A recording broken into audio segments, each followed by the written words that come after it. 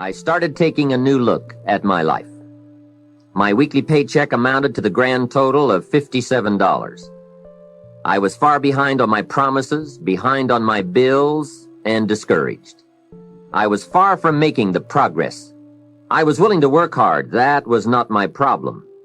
But it was clear that it was going to take more than hard work.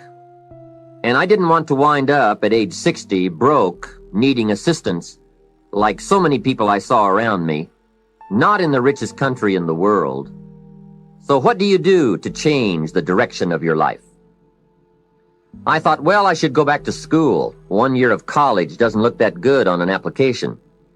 But now with my family starting, going back to school seemed like a tough decision. I didn't have any money to start my own business. Money was one of my problems.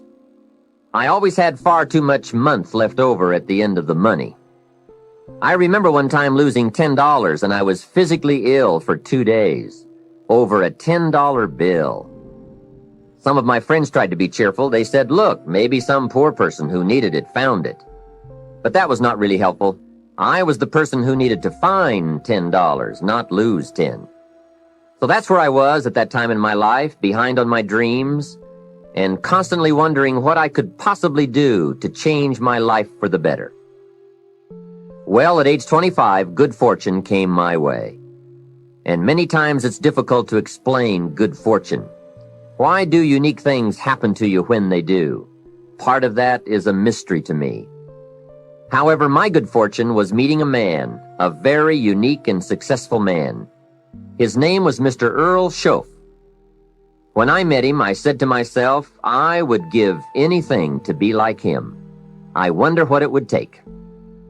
Well, to make a long story short, this very special gentleman took a liking to me, and a few months after I met him, he hired me, and I went to work for him. I spent the next 5 years working for him in several of his businesses, and then, unfortunately, he died. But I did get to spend 5 years with this remarkable man, and the best thing he gave me during that 5 years was not a job. The best thing he gave me was the benefit of his philosophy. The fundamentals of living successfully, how to be wealthy, how to be happy. And sure enough, his ideas worked for me. So I will always be grateful for meeting someone who made a difference in how my life worked out. I am sure if Mr. Schoaf were still alive, I would have called him one more time today and thanked him for sharing the ideas and inspiration that changed my life. For many years, I shared this philosophy for wealth and happiness with my business partners and met with equally exciting results. I am primarily a businessman, not a professional public speaker.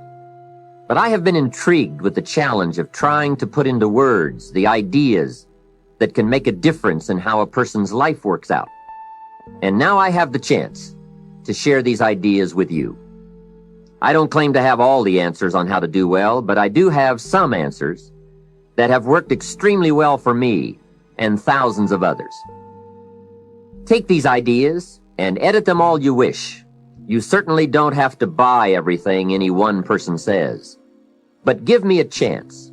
If something sounds good, try it. If it doesn't make sense, discard it. Remember, don't be a follower, be a student.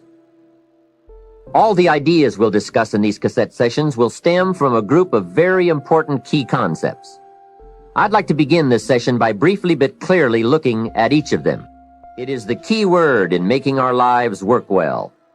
Fundamentals. Those basics that build the foundation for accomplishment, productivity, success, and lifestyle.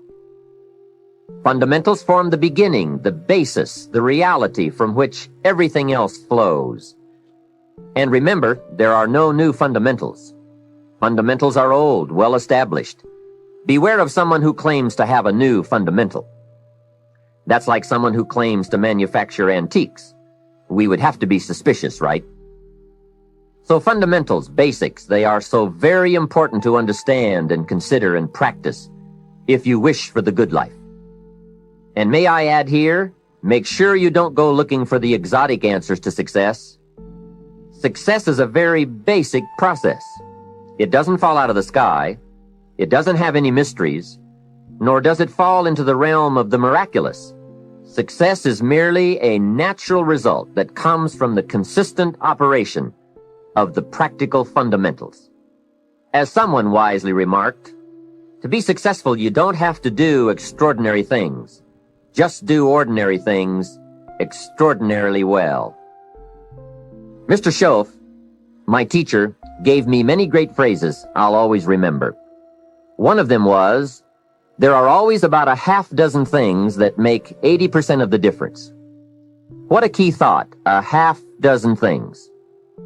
Whether we are working on our health, wealth, personal goals, or professional enterprise, the difference between our ultimate success or inevitable failure lies in the degree to which we are willing to seek out, study, and to go to work on those half dozen things. For a farmer to reap a plentiful harvest in the fall, for example, the major basics are fairly obvious: soil, seed, water, sunshine, nourishment, and care. Each fundamental being equally in need of study and attention, for together they bring about the best chance for a successful harvest. A good question to ask before undertaking any project or setting any new objective, then, is what are the most important half dozen things that will make the major difference in how it works out? So whether the enterprise is art or architecture, music or sculpture, mathematics or sports, business or farming, success or lifestyle, it's the fundamentals that count. To understand them and to practice them is to take the first intelligent step toward accomplishing your objectives and living your dreams. The second key word for us to consider is wealth. Wealth is a word that brings about a wide variety of mental images, and that is part of my purpose in these cassettes, to provoke that wide variety of mental images, for that is where the dreams are, that is where the inspiration comes from, and that is where true incentive is born. The mystery and mixture of mental image, the stuff and the staff of life. Its right use, its constant use is the way to a life unique and a life abundant. Now, to one, wealth means having enough financial substance to be able to do whatever you wish to do with your life. To another, it may mean freedom from debt, freedom from the constant claim of obligation. To yet another, it means opportunity. And to many, wealth means $1 million. That's a unique word, millionaire. It rings of success, freedom, power, influence, pleasure, possibility, benevolence, and excitement. Not a bad mental image. Now we could talk of the wealth of experience, the wealth of friends, the wealth of love, the wealth of family, the wealth of culture. Wealth of many kinds. However, in this program, we are more specifically going to talk about wealth in the sense of financial freedom. Wealth that comes from the conversion of effort and enterprise into currency and equity. For each of us, the amount of money required to be wealthy will differ. But the dream for all of us, I'm sure, is the same. Freedom from financial pressure. More freedom of choice, freedom to enjoy, and the opportunity to create and to share. Wealth, the possession of great financial resources that improves the quality of your life and gives you added dignity and expanded lifestyle. So decide for yourself what wealth means to you. Latch on to your own mental image of wealth, and let's see if the ideas I'm about to bring to you will make sense, and perhaps provide you with the inspiration to put the plan into high action, so that as the days pass, you will discover a growing sense of freedom and dignity, self-worth, substance, and lifestyle. The next key word is happiness, the universal quest. Happiness is a joy that most often comes as a result of positive activity. Like wealth, it too has a wide variety of meanings and interpretations. Happiness is both the joy of discovery and the joy of knowing. It is a result of an awareness of the full range of life, the color, the sound, the harmony. And it is the joy that comes from designing a life and practicing the fine art of living well.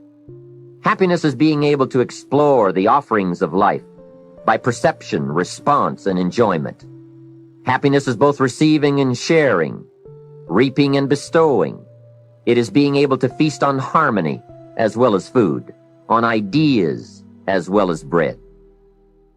Happiness is the deliberate act to create a wider world of experience and awareness. Happiness is having a handle on disappointment. It is being in control of both emotion and circumstance.